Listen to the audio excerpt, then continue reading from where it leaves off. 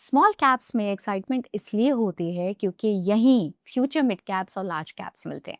Nifty small cap 100 जो NSC के 100 tradable small cap stocks को ट्रैक करता है, इसने लास्ट 5 इयर्स में 15.28% टोटल रिटर्न सीएजीआर दिया है, वाइल 1 ईयर रिटर्न सिर्फ 2.08% रहा।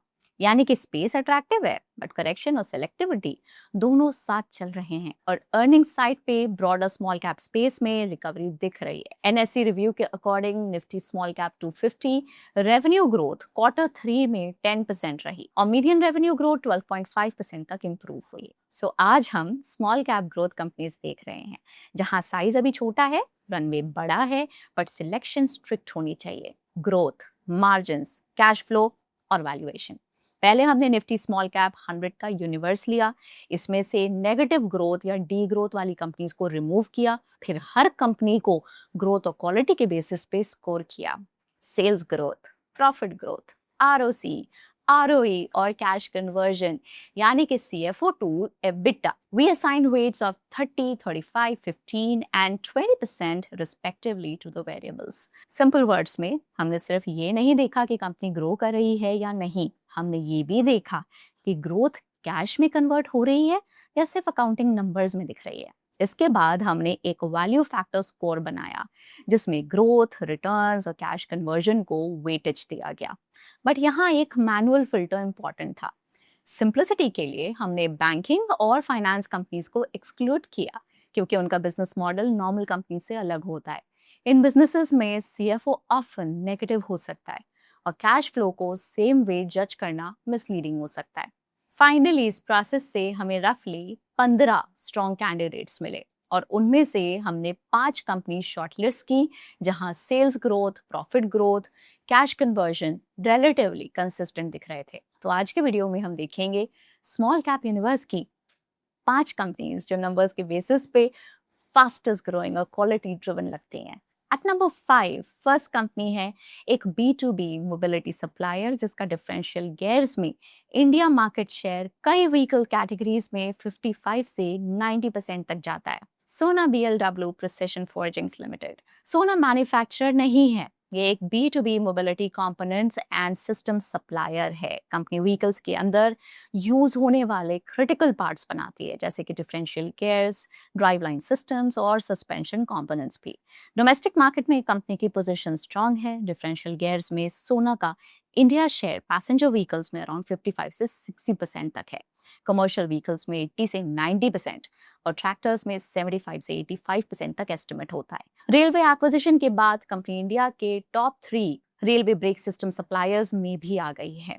फाइनेंशियल्स देखें तो कंपनी का 3 ईयर सेल्स ग्रोथ 19% और प्रॉफिट ग्रोथ 18% रहा है। ग्रोथ कंसिस्टेंट है बट मार्जिन साइड पे रिसेंटली प्रेशर दिखा। इसका मेन रीजन है railway business integration. Quite railway business का मार्जिन लोअर अराउंड 18 से 20% था, इसलिए कंसोलिडेटेड मार्जिन नेचुरली डाइल्यूट हुआ। मैनेजमेंट ने भी margin band historical band revise करके 23 से 26% नॉर्मलाइज रेंज कर दिया है, similar to today. Working capital भी फाइनेंशियल ईयर 26 में स्ट्रेच हुआ। कैश कन्वर्जन साइकिल 78 डेज से 121 डेज तक बढ़ गई। Cash flow from operations to operating profit ratio भी 98 से 78% तक रिड्यूस हुआ। फिक्स्ड टर्नओवर रेशियो भी 3.4x से 2.9x हुआ। रीजन फाइनेंशियल ईयर 25 में around 400 crore capitalisation railway expansion के लिए लैंड परचेस के थ्रू, मतलब एसेट बेस बढ़ गया, बट रेवेन्यू इमीडिएटली उतनी स्पीड से रिफ्लेक्ट नहीं हुआ। अब मैनेजमेंट ने कोई गाइडेंस तो नहीं दी है, बट ग्रोथ विजिबिलिटी का स्ट्रॉन्गेस्ट पार्ट ऑर्डर बुक है जो 23,700 CR है। फाइनेंशियल ईयर 26 रेवेन्यू का अराउंड 5.3x, इसमें से 70% यानी कि अराउंड 16,600 करोड़ EV प्रोग्राम से लिंक्ड है, but near term risk ignore नहीं करना चाहिए। टॉप 5 कस्टमर्स अभी भी कंसोलिडेटेड रेवेन्यू का रफली 50% कंट्रीब्यूट करते हैं, सो कस्टमर कंसंट्रेशन रिस्क है। साथ ही रेलवे बिजनेस इंटीग्रेशन की वजह से मार्जिन कंप्रेशन भी एक की वॉच पॉइंट रहेगा। अब एट नंबर 4 नेक्स्ट कंपनी है एक डिजिटल एडवर्टाइजिंग का परफॉर्मेंस लेड बिजनेस जहां फोकस सिर्फ एड दिखाने पर नहीं बल्कि यूजर को पेइंग कस्टमर बनाने पर होता है। Apple 3i limited. एफल को सिंपल एड टेक कंपनी बोलना थोड़ा इनकम्प्लीट होगा। एग्जाम्पल से समझते हैं। एक क्विक कॉमर्स ऐप को दिल्ली, मुंबई, बेंगलुरु में ऐसे यूजर्स चाहिए जो सिर्फ ऐप डाउनलोड ना करें बल्कि फर्स्ट पेड ऑर्डर भी प्लेस करें। एप्पल अपना डेटा, एआई, कैंपेन टूल्स और मीडिया नेटवर्क के थ्रू एडवर्टाइजर को कन्वर्टेड यूजर्स डिलीवर करता है और पैसा कन्वर्जन के बेसिस पर कमाता है। इस मॉडल को कंपनी सीपीसीयू, कॉस्ट पर कन्वर्टेड यूजर कहती है और यही इसका कोर रेवेन्यू इंजन है। फाइनेंशियल ईयर 26 में भी कंपनी का 99% plus revenue CPCU led model से आया। इंडस्ट्री अपॉर्चुनिटी भी काफी लार्ज है। इंडिया का मोबाइल एडवर्टाइजिंग मार्केट 2024 के 7.6 बिलियन डॉलर से 2033 तक 18 बिलियन डॉलर्स तक पहुंचने की उम्मीद है। फाइनेंशियल्स भी कंसिस्टेंट रहे हैं। लास्ट 4 इयर्स में एप्पल ने रफली 26% सेल सीएजीआर और 25% प्रॉफिट सीएजीआर डिलीवर किया है। ऑपरेटिंग मार्जिन्स भी इंप्रूव होकर 22 से 23% रेंज में आ गए हैं, बट पैट मार्जिन साइड पर प्रेशर अभी भी है। डेप्रिसिएशन का शेयर नेट प्रॉफिट के कंपैरिजन में 15 से 27% तक बढ़ा और टैक्स रेट भी नॉर्मलाइज होके 18 से 19% रेंज में आ गया है। इसी वजह से नेट मार्जिन फाइनेंशियल ईयर 22 के अराउंड 20% से अब 16 से 17% रेंज में है। कैश कन्वर्जन हेडलाइन बेसिस पे स्ट्रॉन्ग दिखता है। CFO to operating profit financial year 26 में अराउंड 100% था, बट यहाँ एक कैवेट है। कैश फ्लो का पार्ट पेबल्स इंक्रीज से भी सपोर्ट हुआ है, so quality of cash conversion को ट्रैक करना जरूरी है। मैनेजमेंट अराउंड 20% रेवेन्यू ग्रोथ और 23 से 25% एबिटा ग्रोथ टारगेट कर रही है। वैल्यूएशन साइड पे स्टॉक अराउंड 43x पी पे ट्रेड कर रहा है। ये प्रीमियम मल्टीपल है और सेल्स ग्रोथ भी फाइनेंशियल ईयर 22 के 109% से मॉडरेट होके फाइनेंशियल ईयर 26 में अराउंड 20% आ गई है, जो मैनेजमेंट के फ्यूचर गाइडेंस से क्लोज है। सो करंट वैल्यूएशन में ग्रोथ का एक्सपेक्टेशन ऑलरेडी बिल्ट इन है। की वॉच पॉइंट्स होंगे कि पैट मार्जिन्स रिकवर करते हैं या नहीं और कैश कन्वर्जन पेबल्स के बिना कितना स्ट्रॉन्ग रहता है। Now next company at number 3 है हेल्थ केयर ऑपरेशंस पार्टनर, जहां रीसेंट एक्विजिशंस ने ग्रोथ स्टोरी को काफी इंटरेस्टिंग बना दिया है। इन्वेंचरस नॉलेज सॉल्यूशंस लिमिटेड ये एक B2B health care operations and technology partner है। सिंपल एग्जांपल में एक यूएस मेडिकल ग्रुप के 300 डॉक्टर्स हैं जहां रेगुलर बिलिंग और क्लेम्स जैसे प्रोसेस स्लो हैं। कंपनी उनके लिए technology platform plus trained health care teams के थ्रू ये बैक एंड वर्क मैनेज करती है, सो डॉक्टर्स केयर पर फोकस कर सकें और कैश कलेक्शन इंप्रूव हो सके। फाइनेंशियल स्ट्रॉन्ग रहे हैं। कंपनी का 3 ईयर सेल्स ग्रोथ 46% और प्रॉफिट ग्रोथ अराउंड 30% है। मार्जिन्स रीसेंट ईयर्स में इंप्रूव हुए हैं और एडजस्टेड एबिटा पर एम्प्लॉई फाइनेंशियल ईयर 26 में 0.88 मिलियन रुपीस तक गया वर्सेस फाइनेंशियल ईयर 25 में 0.63 मिलियन से। बट मार्जिन हिस्ट्री में एक कैच है। 21 से 23 में कंपनी के मार्जिन्स हाई 30s में थे, लेकिन इक्विटी एक्विजिशन के बाद कंबाइंड मार्जिन्स 24% के अराउंड आ गए, क्योंकि इक्विटी का मॉडल ज्यादा ह्यूमन हैवी और लोअर मार्जिन था। इक्विटी एक्विजिशन का स्ट्रेटेजिक बेनिफिट बड़ा था। कंपनी के कस्टमर्स 50 लार्ज क्लाइंट से बढ़कर 850 प्लस कस्टमर्स तक पहुंच गए, जिसमें 500 प्लस एंटरप्राइज स्केल क्लाइंट्स हैं। Combined entity around 18% of US physician market serve करती है। मैनेजमेंट ने भी बोला है कि सिर्फ 10 से 15 लार्ज कस्टमर्स कन्वर्ट करने से अगले 5 सालों में 5,000 से 7,000 करोड़ एडिशनल रेवेन्यू अपॉर्चुनिटी बन सकती है। अब रिसीवेबल्स लास्ट 4 इयर्स में सेल्स के जितने लगभग 4x ग्रो हुए हैं और रिसीवेबल डेज फाइनेंशियल ईयर 26 में 74 डेज तक बढ़ गए हैं। बट वर्किंग कैपिटल अभी मैनेजेबल दिखता है, क्योंकि CFO by EBITDA conversion improve होकर 80% तक आ गया। अब एक बड़ा ट्रिगर और रिस्क दोनों है। ट्रू ब्रिज नाम की कंपनी का एक्विजिशन है। ट्रू ब्रिज का रेवेन्यू अराउंड 3200 करोड़ रुपए तक है, यानी कि डील कंपनी का रेवेन्यू बेस ऑलमोस्ट डबल कर सकती है, पर एक्विजिशन होगा थ्रू डेट। अभी डेट साइड पे कंपनी ने लेवरेज रिड्यूस किया है।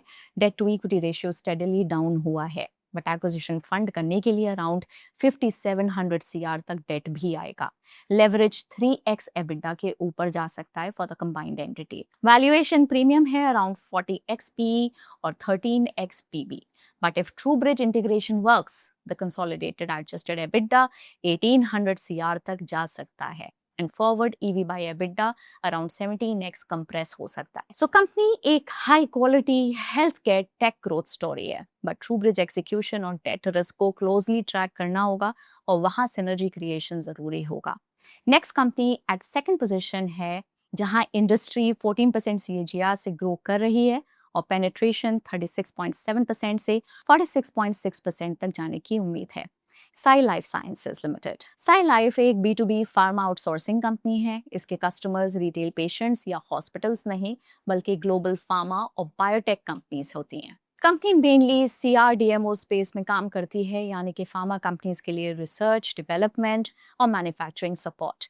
India CRDMO market around 1 lakh CR का है, जो 2028 तक 1.4 लाख CR तक पहुंच सकता है, अराउंड 14% CAGR के साथ। ग्रोथ का main driver and drug demand नहीं, बल्कि आउटसोर्सिंग पेनिट्रेशन है। ग्लोबल R&D आउटसोर्सिंग पेनिट्रेशन 36.7% इन 2018 से 41.1% इन 2023 हो चुका है और 2028 तक 46.6% तक जा सकता है। साई का फाइनेंशियल ईयर 26 रेवेन्यू 2192 CR था, implying India CRDMO मार्केट में रफली 2.5% शेयर।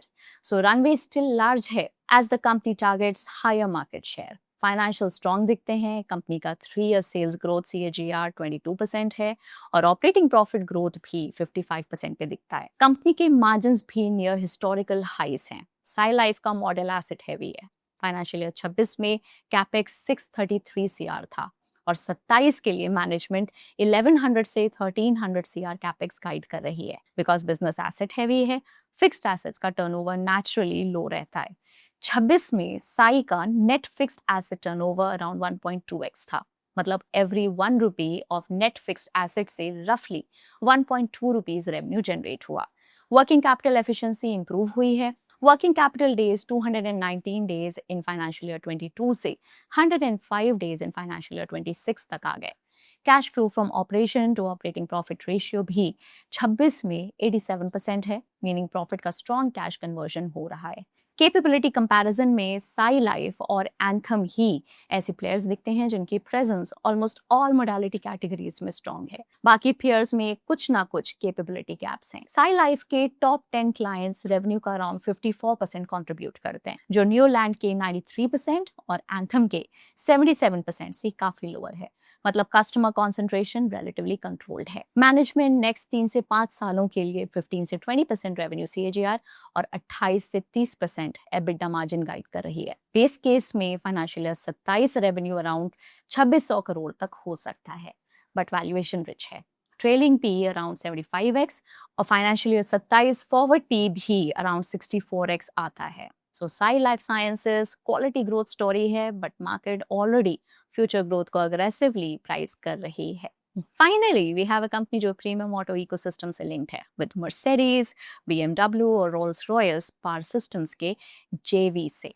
ये कंपनी है Force Motors, ranking at number 1 with the highest score. अब ये कोई रेगुलर पैसेंजर कार कंपनी नहीं है। कंपनी का मेन फोकस है पर्पस बिल्ट व्हीकल्स जैसे वैन्स, एम्बुलेंसेस, स्कूल बसेस और डिफेंस टाइप व्हीकल्स। ये सेगमेंट कंपनी के रेवेन्यू का रफली 55% कंट्रीब्यूट करता है। हालांकि ये महिंद्रा और अशोक लेलैंड जैसे लीडर्स के कंपैरिजन में स्मॉलर प्लेयर है। अब इंडिया का कमर्शियल व्हीकल मार्केट 25 में रफली 5 लाख CR का है और लॉन्ग टर्म में अराउंड 5% CAGR से ग्रो करने की एक्सपेक्टेशन भी है। फाइनेंशियल्स काफी स्ट्रॉन्ग रहे हैं। कंपनी का 5 ईयर सेल्स CAGR 35% और प्रॉफिट CAGR 66% रहा है। मार्जिन्स भी कंसिस्टेंटली इंप्रूव हुए हैं, जो हिस्टोरिकल हाइस के नियर है। बट एक इंपॉर्टेंट कैच है, रिपोर्टेड प्रॉफिट्स में अदर इनकम का रोल काफी वॉलेटाइल रहा है। जैसे कि 23 में अदर इनकम नेट प्रॉफिट का 200% था और 26 में भी अराउंड 27%। इसमें government incentive, subsidies, interest, dividend और रेंटल इनकम जैसे आइटम्स आते हैं, जो रिकरिंग कोर ऑपरेशंस का पार्ट नहीं होते। क्वार्टर 4 में ये इफेक्ट क्लियरली दिखता है। Sales 8.2% year on year grow हुई, लेकिन अदर इनकम 90% गिर गई क्योंकि प्रीवियस ईयर में वन ऑफ ग्रांट इनकम थी।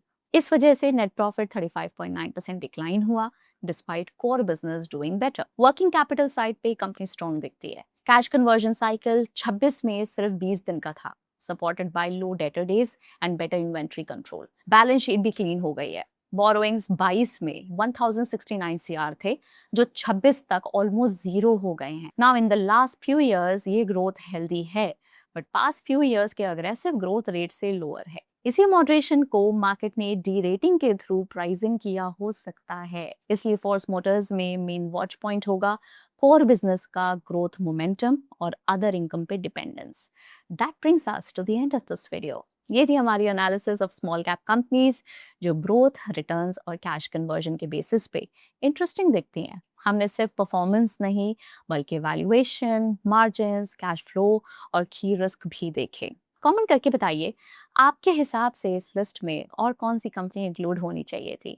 इन 5 कंपनीज में से आपका पिक कौन सा होता एंड व्हाई। ऑल्सो ये वीडियो सिर्फ एनालिसिस के लिए है, इन्वेस्टमेंट रिकमेंडेशन नहीं। इन्वेस्ट करने से पहले अपनी खुद की रिसर्च जरूर करें। अगर आपको ये फिल्टरिंग अप्रोच यूजफुल लगी हो तो कमेंट्स में हमारे साथ शेयर करें। किसी और सेक्टर या थीम पे ऐसा एनालिसिस चाहिए तो वो भी ड्रॉप करें। Thank you for watching. I will see you in the next one. Bye bye.